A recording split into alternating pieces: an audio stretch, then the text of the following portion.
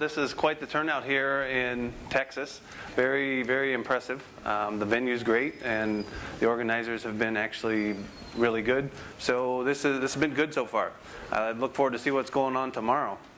So I guess most of you are here to find out about Bitcoin mining and the future of Bitcoin mining specifically, and that's what I'm here to talk about. So I usually like to start this discussion off with a little of the basics of Bitcoin mining and the basics of some confusion that I usually see with Bitcoin itself. When we talk about Bitcoin, there's actually two different Bitcoins. There's Bitcoin the currency and there's Bitcoin the protocol.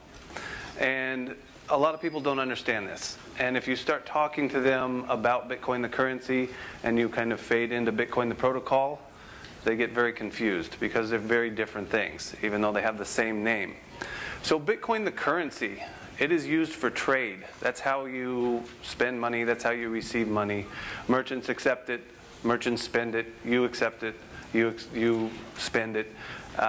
It can be transferred instantly around the world.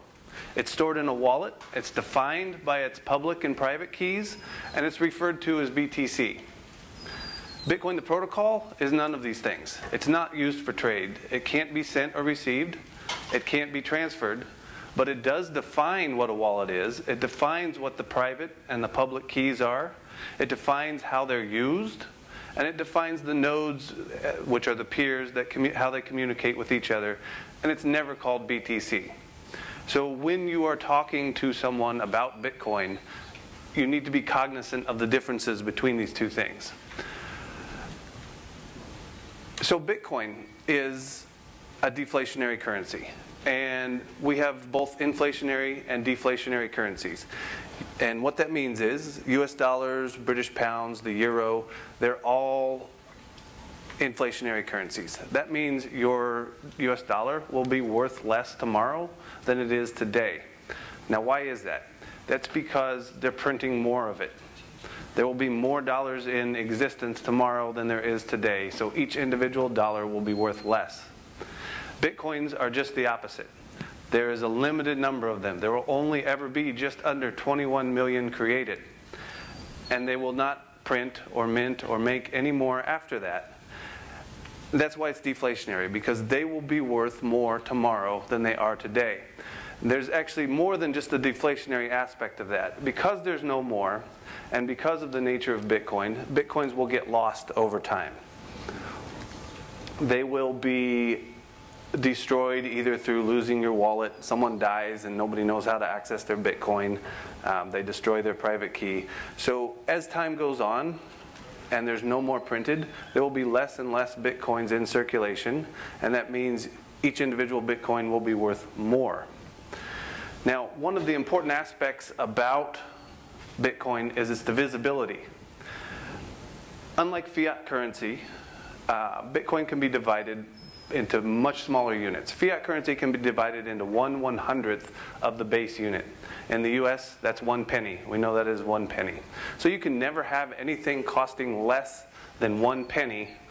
And you're saying probably, oh, sure you can. You know, we can have that. But we have to go to another system. We have to go to a paper or an electronic ledger, a barter system, or some other system to keep track of sub-penny amounts. With Bitcoin, it can be divided into 1/100 millionth of a Bitcoin. This is otherwise known as a Satoshi. Now, right now, with the current exchange rate, it's completely unlikely we'll ever see anything cost less than 1 Satoshi. If in 10 or 20 or 30 years, Bitcoin is worth substantially more than it is today, which is quite likely, we may see something that costs less than 1 Satoshi. In that particular instance, the Bitcoin protocol can be trivially changed to support 16 decimal places as opposed to 8, which is a very big number, and off the top of my head I don't remember exactly what that number is called, but if we ever see anything costing less than that, we are in a whole new paradigm, and that is another problem that we can address at that time. So as an example of this is if you have Bob, the chicken vendor. He sells chickens. He sells chickens to Sally, and Sally really loves chickens. So she buys a chicken on Monday, and it costs 5 cents. A nickel, no problem there. She gives Bob 5 cents, and she gets a chicken they both walk away happy. On Tuesday, the price of chickens has gone down a little bit, and they're now 2 cents. Still no problem. Sally pays Bob 2 cents, and they both walk away happy. Sally with her chicken, Bob with his 2 pennies. On Wednesday, chicken price is still falling through the floor, and they're only worth 1 penny. Again, you have no problem there. But on Thursday, as the chicken price continues to plummet, and a chicken's only worth half a penny, what happens then? Sally cannot give Bob half a penny. So either she takes 2 chickens, and she doesn't want 2 chickens. She can only eat 1 chicken a day. So what happens then? Typically what would happen then is Bob would have an IOU in his ledger and say, I owe Sally half a penny or another chicken, assuming chicken prices remain stable. But what if Sally doesn't want to buy from Bob? What if she wants to go to another vendor? So she goes to another vendor the next day and buys a half penny chicken. These are really cheap chickens. You probably don't want to eat these, but Sally's okay with that. So she buys from another vendor. Now that other vendor owes her half a penny or another chicken. So now she's out a whole penny and she has no chickens to show for it. So what do? You can't really do anything without another ledger, a traditional ledger like we see now, which is managed by a central authority. Bob the chicken vendor is that central authority in this particular instance, but we also have the banks and the government and any other central authority you care to name. The problem with that is, with these ledgers, and we have that now with your current bank, Bank of America, any bank you want to name, they have sub-penny amounts on their ledger. They are in control of those sub-penny amounts. And just like in Superman 3, those sub-penny amounts actually add up to a substantial amount of money. And they can make them go poof anytime they want. So you're not in control of your money. As these central ledgers grow and become bigger, they become easier to alter, they become easier to forge, they become easier to counterfeit and commit fraud against. Because as they grow, they become more complex, and nobody can keep track of these giant, huge ledgers that happen. So you can remove sub-penny amounts or even larger amounts off of these ledgers, and nobody ever notices. That's a problem, because you lose your money, the banks lose their money, everybody loses money except the people stealing the money. But this is inherent in the current ledger system. And this ledger system is what keeps track of sub-penny amounts. Bitcoin does not suffer from this. It is a peer-to-peer network, and a minimum of 51% of the network must agree on this ledger. Not just a central authority. 51% of everybody mining Bitcoin and using Bitcoin must agree that this ledger is accurate. It's controlled by everyone, and it's controlled by no one. So that puts you in control of your funds and nobody else in control of your funds. Unlike the traditional ledgers, as the Bitcoin network grows and the ledger becomes more complex, it becomes harder to forge, it becomes harder to counterfeit. This is directly opposite of the current system, and this is what makes Bitcoin so strong, because as it grows, it becomes stronger instead of weaker. So Bitcoin is a distributed, deflationary, and divisible monetary system. There is no central authority. Everybody is the authority, nobody is the authority. It can be divided into 1/100,000,000th of the individual base unit. It addresses the problem of ledger control and the divisibility, and there will only ever be just 21 million Bitcoins produced. As I said, there's actually there will be far less than 21 million in actual circulation. Right now, about 12 million Bitcoins have been mined currently, and they are supposedly in circulation. About 40% of those Bitcoins are inaccessible or unused. They were mined by early miners who threw away their hard drives, formatted their hard drives, threw away their wallets, lost their wallets. Or in the case of Satoshi's wallet, it contains almost 1 million Bitcoins. Those Bitcoins are unlikely to ever be spent. So as we approach the 21 million mined Bitcoins, we will probably maintain about a 40% circulation rate of those Bitcoins. So there will be 21 million Bitcoins in existence, but only about 12 million of them will actually be in circulation. That makes your Bitcoin even more valuable. Makes it twice as valuable as it would have been if there were 21 million in circulation.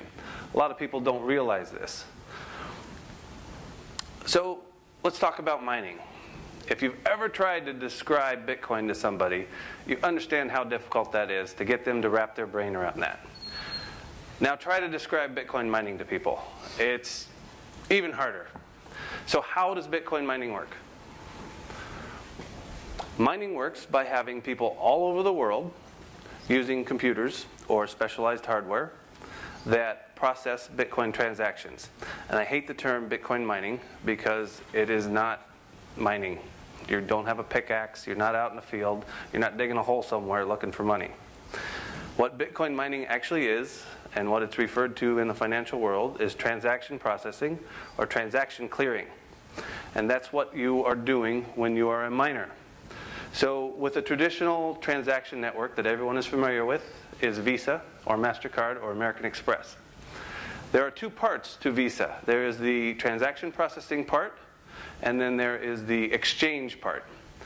As a merchant, if you accept Visa and someone pays you in Visa, Visa will exchange the Visa dollars that they just paid you for US dollars, and Visa will deposit that money into your account. And then Visa will also, at the same time, process that transaction. They will move it over their network from your point-of-sale machine to their network. They will put it into their ledger, and they will pay you the money. So they are processing the transaction, and they're acting as an exchange.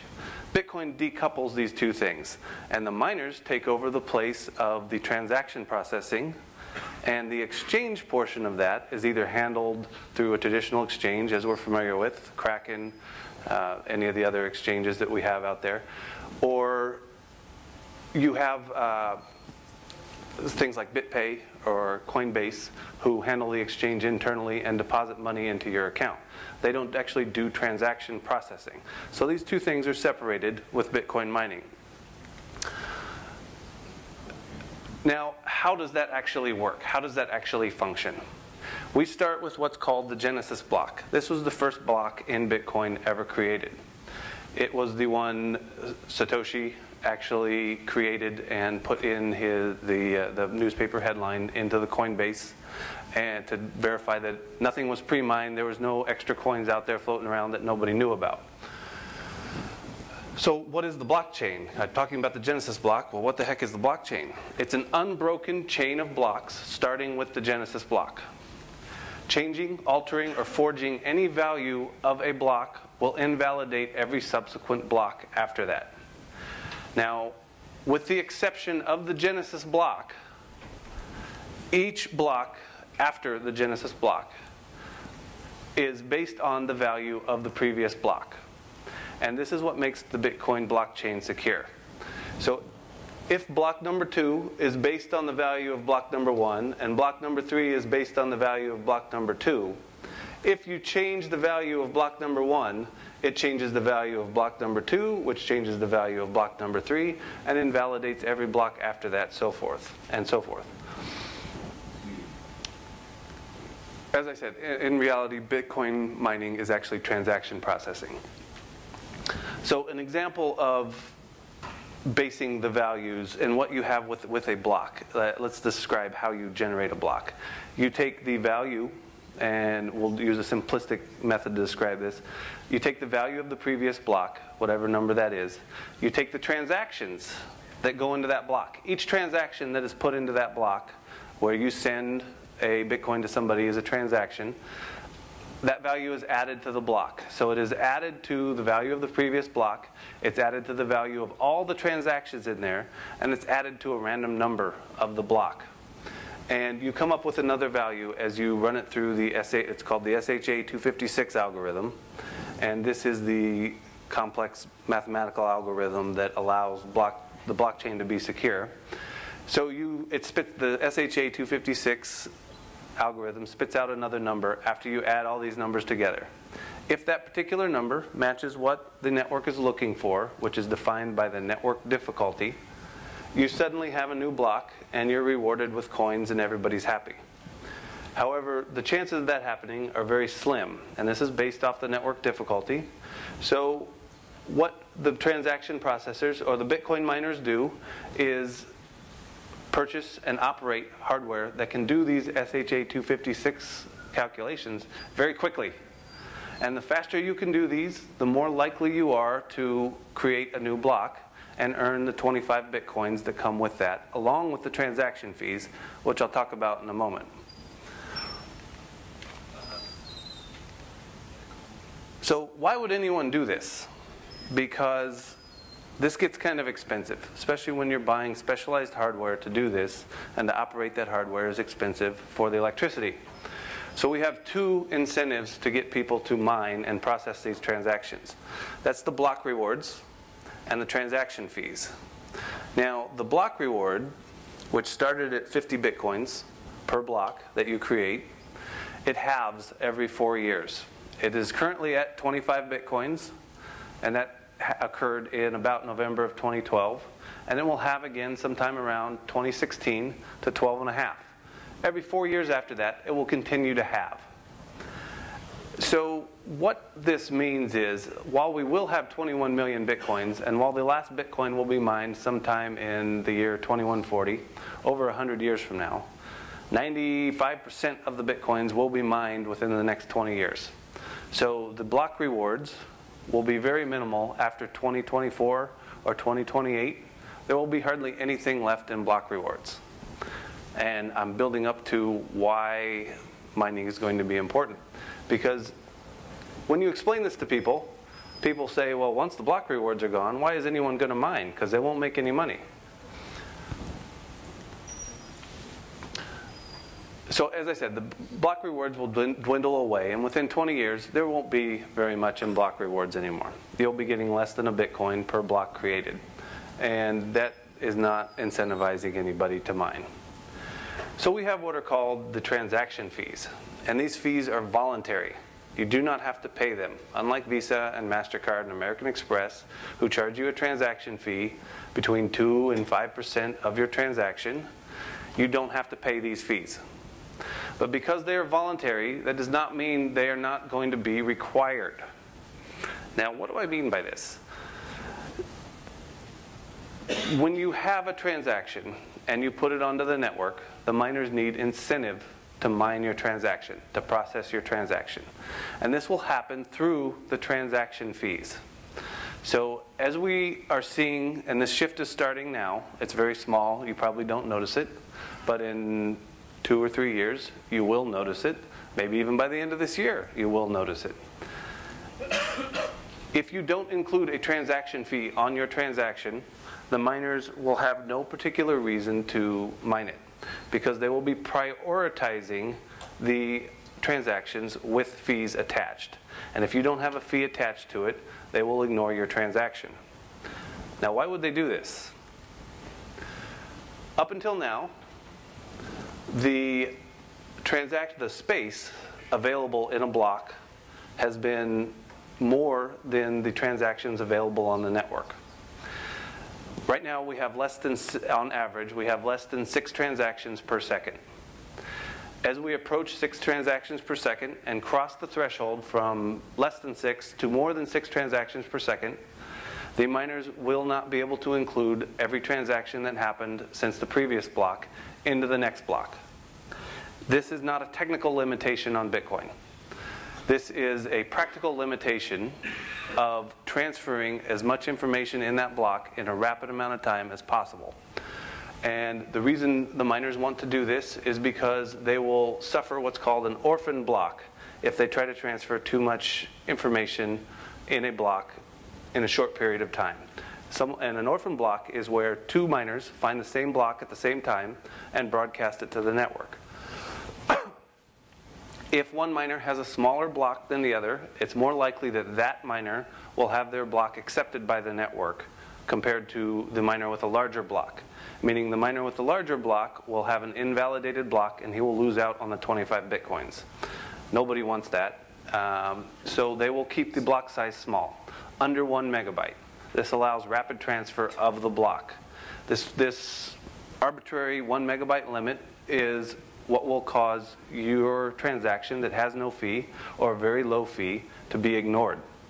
The miners will prioritize every transaction that has a fee larger than yours before they get to yours. So as a large company, what does this mean for you? Now, let's say you're the size of Amazon, and you process millions and millions of transactions a day. This becomes a problem if you have to pay transaction fees for your miners to get your transactions into the blockchain in a rapid manner. So what will they do? If you're a large company, it will become viable to mine on your own mining farm. You could purchase your own hardware and mine for that. This will give you several benefits.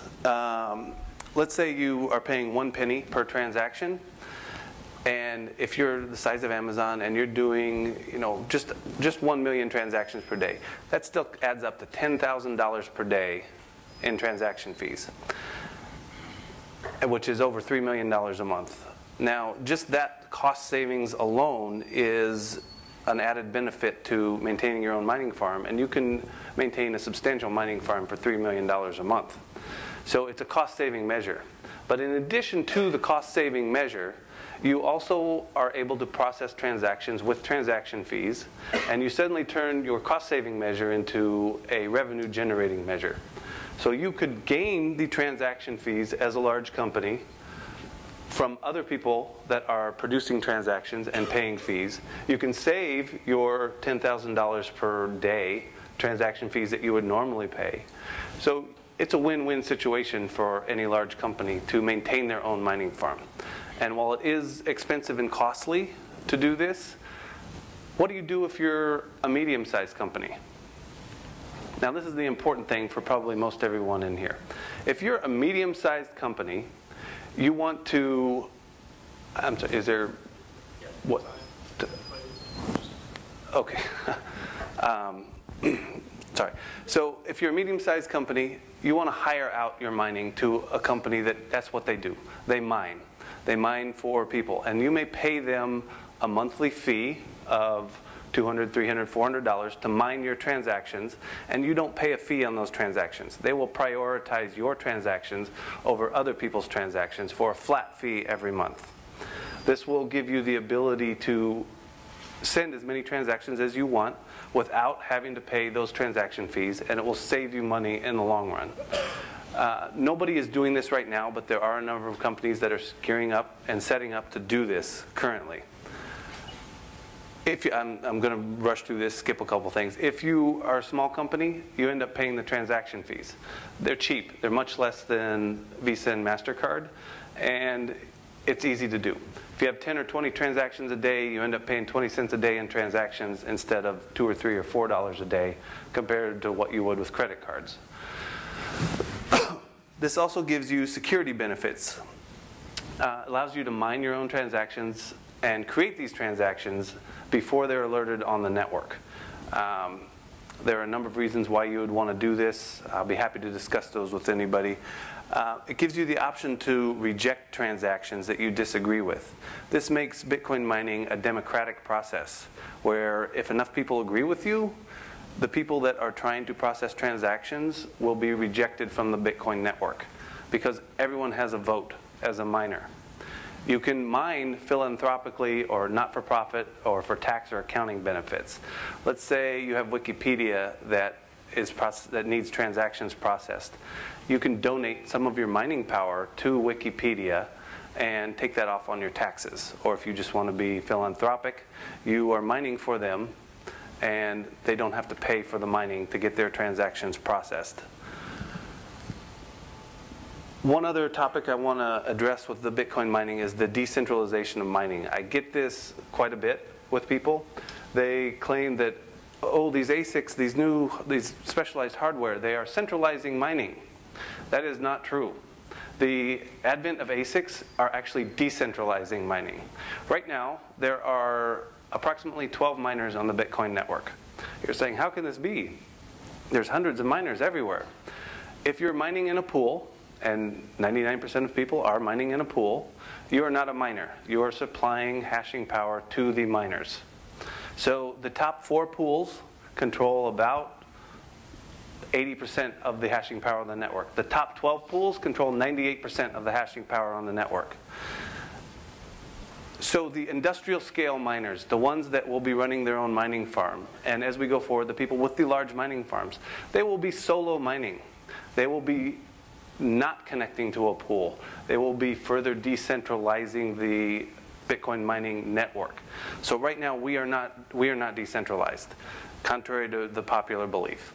And the example now, as a counterexample to this, is as we decentralize, we run the risk of a catastrophic problem like we saw in 2012 of a blockchain fork that cannot be fixed in a reasonable amount of time.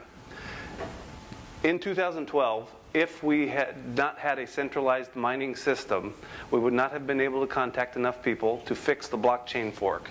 And Bitcoin would have died in 2012 and we would not be here today. As we get further decentralized, this is going to become a bigger problem.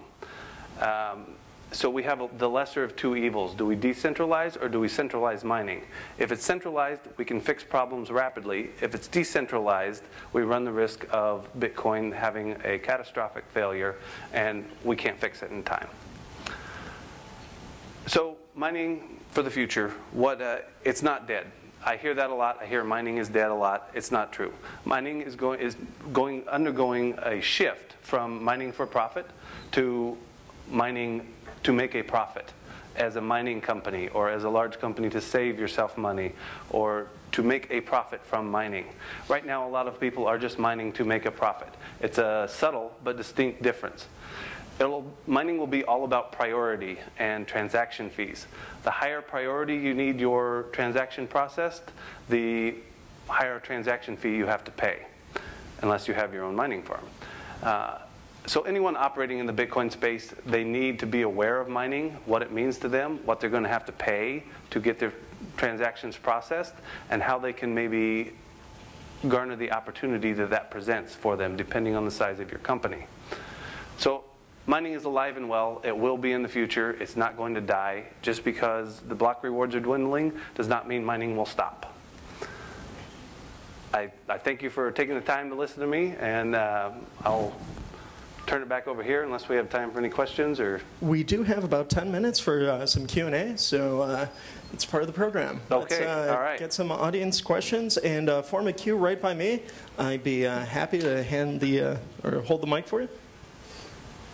What about the exponential growth of the hash rate at this point? It seems like it's headed straight up, and that's going to require more and more mining rigs to be produced and put into play. Is that going to be a problem? Right. No, it won't be a problem, because what we've seen with Bitcoin mining currently is we started out about a year and a half ago, 2 years ago, at a process node called 130 nanometers, and we have rapidly gone from 130 to 28 in the span of 18 months.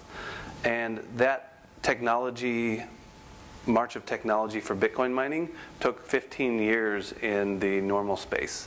So we're at one generation removed from state of the art, which is 14 nanometer. And as we transition into 14 nanometer, which we'll probably see at the end of the year, we won't have the exponential growth that we've had up until now. So the difficulty curve will start to level off. We're already seeing it right now. The last difficulty increase was 20% instead of 30%. We'll probably see one more spike as the 28 nanometers are deployed, and then we'll see another little spike when 14 is deployed, and then it will level off for probably anywhere from 12 to 24 months. Yeah, something I don't understand about, say I wanted to process a transaction after we've gotten to a certain point of necessitating fees, and I didn't enter a fee. What would happen to that transaction? So several things might happen to that transaction. If there's nobody mining philanthropically on the network and going around looking for feeless transactions and processing them, it may stay in limbo forever. More than likely, it will take a very long time to be processed, and when there's space in a block, someone will eventually get to it, but that could be hours, days, weeks, months later. You could, if in that instance, if you needed, you made a mistake, you could go to one of the big miners and say, I need this particular transaction processed. Will you process it in your next block for me?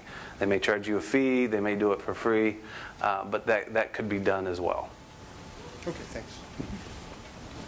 What do you think of proof of stake as a replacement for mining, either in current implementations in PureCoin or in any of the new variants or new designs on the same concept? I think it would have been a great way to start with Bitcoin. Bitcoin already has the inertia of what we have now, and there wouldn't be any practical way to change it. But if we could change it, Bitcoin should definitely should have started with that. You mentioned this barrier of about 6 transactions per second. Was that the right number? Yes. Okay.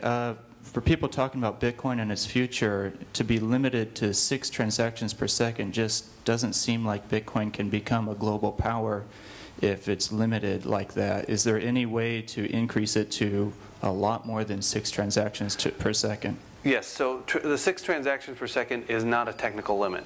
It's a limit that the miners pretty much adhere to prevent orphan blocks. So as the global aggregate hash rate bandwidth availability of the worldwide network grows, that number will increase. And that number is just kind of arbitrary right now. Like I said, it's not a technical limit. So yes, it can grow with the network.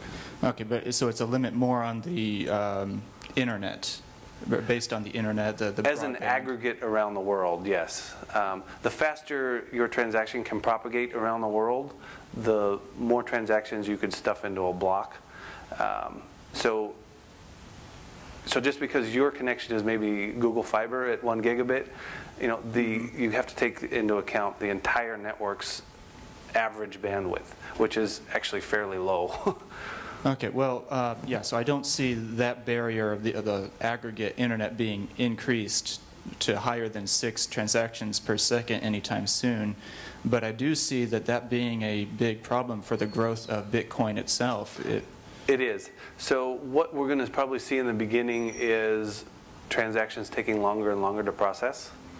And so if you want your transaction processed quickly, you pay a higher fee. And so it will be kind of a self-correcting mechanism. If you have a transaction that you don't need processed quickly, pay a low fee and it'll be processed in the next 6 hours. If you need it processed in the next block, pay a high fee and it will be prioritized that way. Thank you. Thanks for your presentation today. A couple questions. You talked about large companies building internal mining operations and the advantages that would create for them. Is that based on any type of knowledge that you have, say from communication with like Tiger Direct or Overstock.com? And also, when looking at this, obviously, this only will work if transaction volume continues to increase. And what kind of modeling are you using internally? And when do you expect, time frame-wise, that we reach the transaction volumes that it will make sense for, say, Overstock.com or Amazon to have a large mining operation? So I think we'll probably see that in the next 2 to 3 years, where it will become something they consider. Whether or not that's something they'll actually implement in 2 to 3 years is another question. As the Bitcoin uptake proceeds and gets larger, which I think we'll see quite a bit of that this year, I'll better be able to answer that question. I'm not basing that off of any particular inside knowledge as far as that goes. It's just speculation on my part in terms of what I see as the future for Bitcoin mining. Okay, thank you. Mm-hmm. So I heard something earlier, I think. You mentioned that there would be multiple large companies and that they could choose to, if they'd liked, not process certain transactions and so on. Right. In what way do you anticipate that working that doesn't result in an actual fork itself of the blockchain? So if you choose not to process a transaction, you just leave it out of what's called the memory pool. So it's never actually a candidate transaction for the next block. So it just floats out there forever in space. It doesn't really cause a fork. It's just there to be processed, but if no one wants to process it, it'll just stay there forever. this sounds a little bit like the selfish mining, quote unquote, issues. It's not precisely the same thing in the sense that you're withholding other transactions so that you can deliberately forward a small block. But I believe that it's been studied pretty well that and if this is wrong, then Bitcoin's kind of broken anyway because it's built around the game theory of this. The participation of everyone occurs because it's beneficial to them. I can't imagine anybody, I mean, they will compete for fees. That's obviously true at the point when we reach full blocks. That's of course going to happen. But I don't see anyone, it sounds like a combination of a net neutrality issue and a whole bunch of other things. I don't know. This, I don't see it going over well. So it's not really, I know what you're saying, and it is basically the distillation of the democratic process. You as a miner can say, I don't agree with your particular philosophy, so I'm not going to process any of your transactions. And if you're the only person doing that, it's not going to make a hill of beans difference to anybody. But if you've angered a large majority of the network for some reason and they decide to ignore your transactions, then it becomes a problem for you. But it's a personal choice by all those miners deciding to ignore you. Well, it certainly would be, unless it's just one or two big companies that are going to decide to start doing this. I mean, on the one hand, I can see this progressing into like a Verizon and a Sprint and whatever, where you have roaming agreements and more or less everyone kind of works out okay. But I just want to, before I waste everyone's time here, I just want to say there's not going to be any issues of 6-8 million days, you know, where you don't get your thing. Even if you process a zero fee transaction, you can, if it's stuck, go and reprocess it and add a minimal fee again. So it's not just going to be remaining there, and you don't have to go and ask a company to please process my transaction for free. You can correct your transaction too. So, I mean, there's a lot of things that are in development with Bitcoin. We're not stuck at the exact iteration of the protocol. Like you said, with the six transactions, that is arbitrary. That's because everyone's kind of been stuck around 250 kbyte blocks. Mm-hmm. But that's changing because the developers and everyone knows that the system needs to be incentivized so that everyone tries to fill up a whole block. Otherwise, the thing does break. So just, I guess that's all I've got. I just want to mention that not everything is completely set in stone as far as some of the things that were said. No offense to... No, yeah, absolutely. Yeah, Bitcoin is a living, breathing protocol that is constantly changing. So and that's what the altcoins are actually great for, is testing these changes on a live network before we turn them loose on the Bitcoin network. So all the altcoins, you know, a lot of people find them annoying, but they're a great way to experiment. Well, thank you, Josh. That's about all the time that we have. So could you please give a warm round of applause to our speaker, Josh Zerlan.